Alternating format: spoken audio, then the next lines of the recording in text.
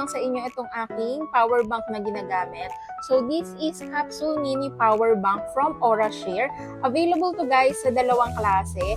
Meron tayo ditong Type-C para sa mga naka-iPhone 15, iPhone 16, and sa Android natin. Meron din tayo ditong Lightning para sa mga naka-old model ng iPhone. Ayan. So, ito guys, fast charging na din siya ha.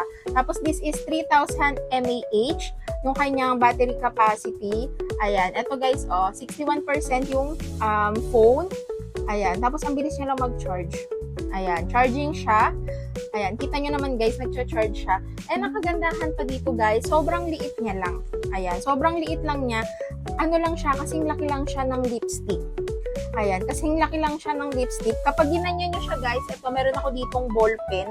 Ito yung ballpen ko from Daily.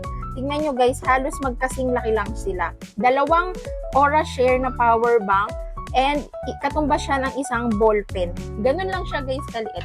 And ang kagandahan dito guys, hindi mo na kailangan magdala ng extra na cord kasi nga, ito na yung gagamitin mo. As in, isasalpak mo na lang siya sa cellphone mo.